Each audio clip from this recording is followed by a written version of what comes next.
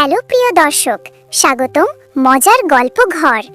একটা ছোট্ট অনুরোধ, আমাদের এই মজার গল্প ঘর পেজটাকে ফলো করে রাখুন আর ইউটিউবে সাবস্ক্রাইব করে দিন। সাবস্ক্রাইব করলে নতুন কার্টুন গল্পের ভিডিও আপনার কাছে সবার আগে পৌঁছে যাবে। চলুন আজকের সুন্দর গল্পটা শুরু করি।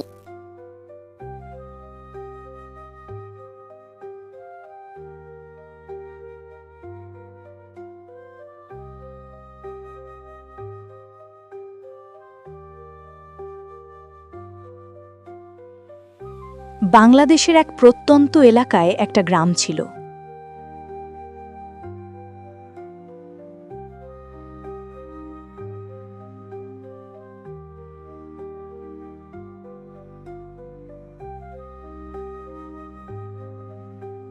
নাম নিস্তব্ধপুর। এই গ্রামের সবচেয়ে বড় অদ্ভুত ব্যাপার কি জানো? এখানে কেউ মারা যেত না।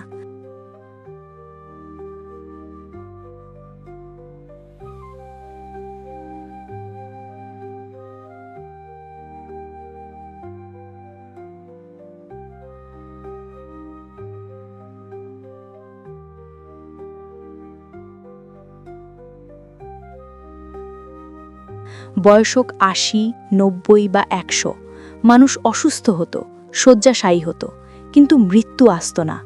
খবরটা আশপাশের গ্রামে ছড়িয়ে পড়েছিল বহু আগেই।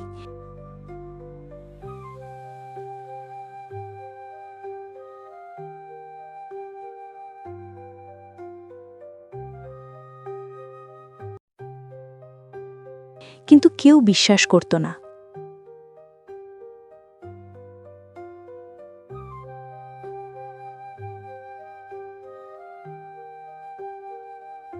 একদিন শহর থেকে একজন লোক এলো।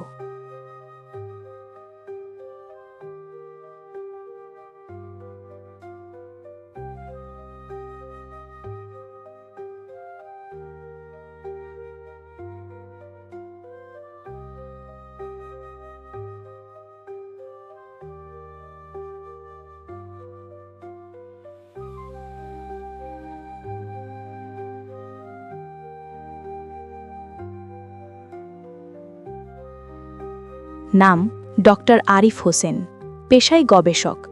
সে এসেছিল শুধু একটা প্রশ্ন নিয়ে।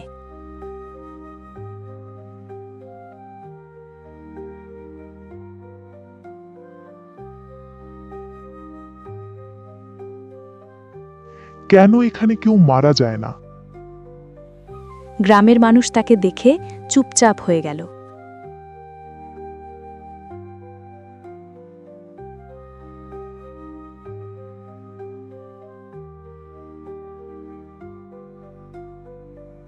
এক বৃদ্ধ ফিসফিস করে বলল, শহরের লোক বেশি জানার চেষ্টা করে, ভালো না। আরিফ গ্রামের ভেতর হাঁটছিল।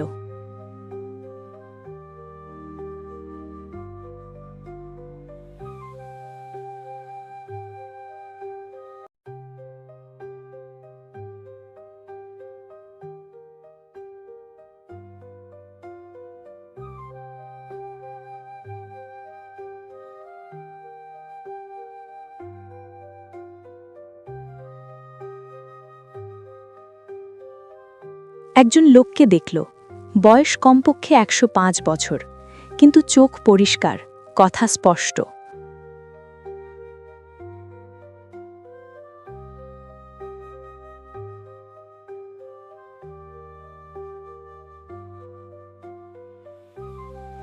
মরতে পারি না বাবা, এইটাই সবচেয়ে বড় শাস্তি। এই কথায় আরিফ থমকে গেল।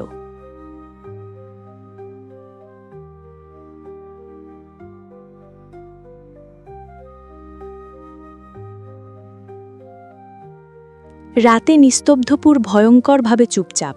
কোনো কুকুর ডাকে না, কোনো পাখি নড়ে না।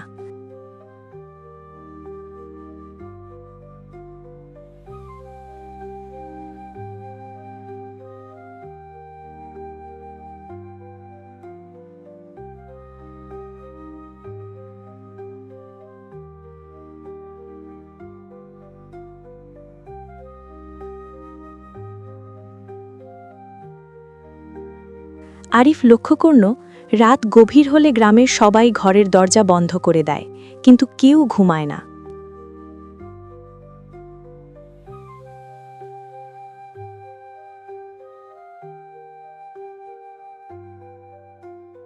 গ্রামের মাঝখানে ছিল একটা পুরনো ঘর।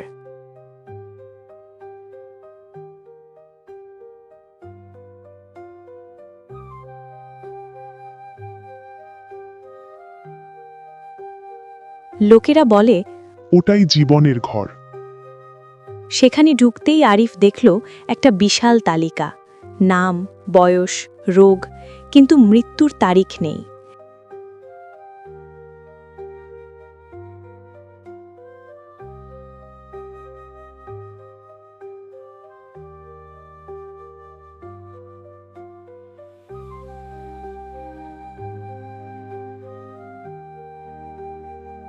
এক নারী বলল, আমরা একদিন মৃত্যুকে আটকে দিয়েছিলাম।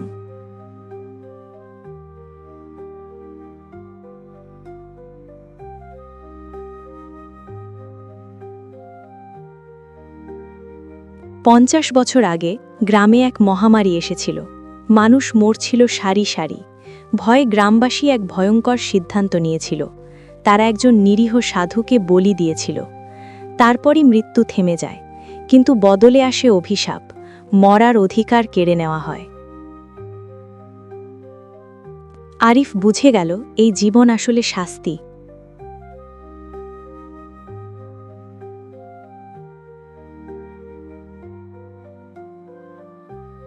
সে বলল, এই অভিশাপ ভাঙতে হবে। গ্রামের মানুষ ভয় পেল। মরতে পারলে আমরা মুক্ত হব, কিন্তু ভয় লাগে।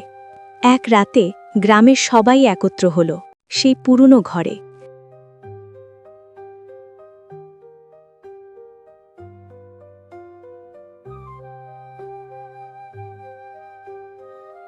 আরিফ নিজেই প্রস্তুত হল সাধুর আত্মার কাছে ক্ষমা চাইতে। বজ্রপাত, ঝড়, কান্না সব একসাথে।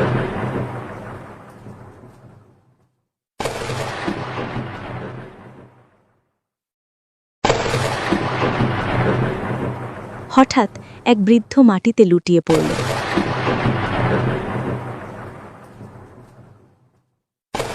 সকাল হল। গ্রামে প্রথমবারের মতো শোকের কান্না শোনা গেল, কিন্তু সেই কান্না ছিল শান্তির। নিস্তব্ধপুর আবার সাধারণ গ্রাম হয়ে গেল।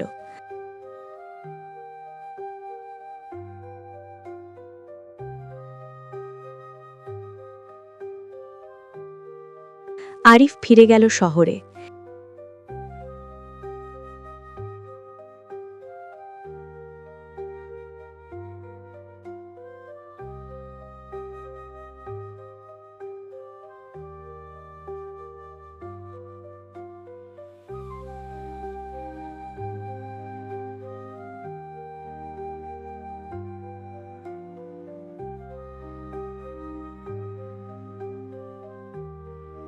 পেছনে তাকিয়ে শুধু বলল, অমরত্ব আশীর্বাদ না, মৃত্যুই মানুষকে মানুষ করে।